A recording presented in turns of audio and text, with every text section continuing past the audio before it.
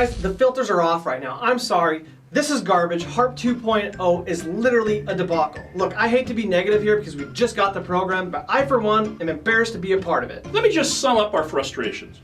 Last night, we took a HARP 2.0 application. Now, the applicant was upside down in their house a whopping 62%, and they had $3,400 to their name. Good credit and a fair debt-to-income ratio.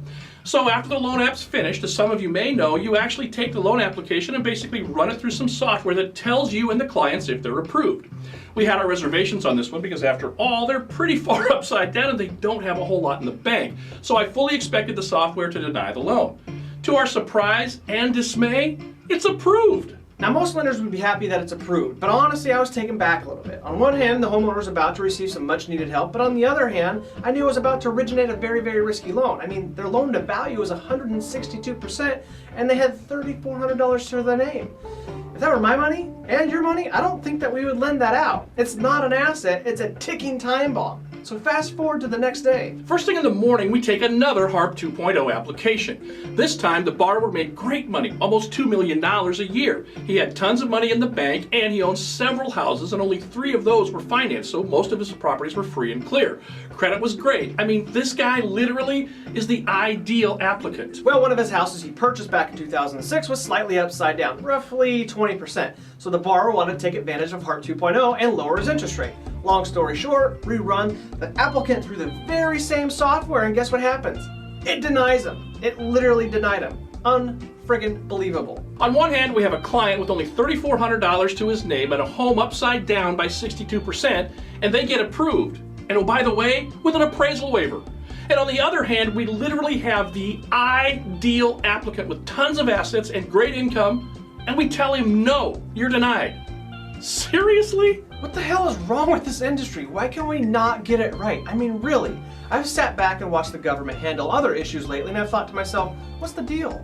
Why are they handling it this way? I mean, really, I've sat back and literally thought, wow, it literally seems like they're trying to do the wrong thing here. And here it is again pertaining to HARP, and it appears that they're literally trying to do the wrong thing here again. I mean, in this situation, you couldn't have made a worse choice. You approved the guy with the highest risk and who's most likely to default and kicked the millionaire to the curb. It doesn't make sense. And there seems to be no rhyme or reason as to why some get approved and others don't. It seems like the software designers for HARP 2.0 for Fannie Mae and Freddie Mac literally went out of their way to ensure that they're making loans to families that are most likely to default. Why would they do this? I mean, after all we've been through, why would they go out of their way to have bad debt on their books? I don't get it. Hey, I get it. All these loans are technically bad loans by definition, and I get it. We need something to help these people out. But really?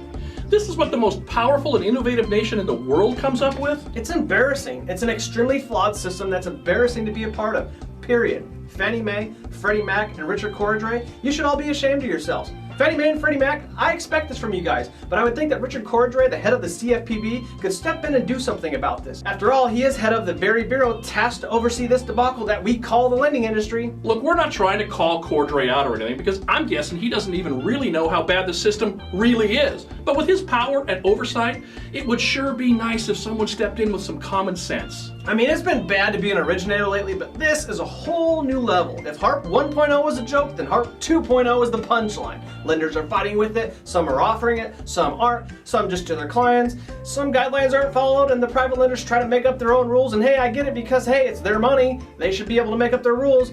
Some clients need an appraisal, some don't, and in the end, we all get to play HARP Roulette just to see if we can get these guys approved. You literally couldn't have done a worse job rolling this program out. It's another Band-Aid solution thrown at the homeowners of America, and I can't wait until someone tries to take credit for it at this year's elections. Our editor asked me what the takeaway was today. He asked if I was just gonna rant and rave. Well, the takeaway is this: fix it.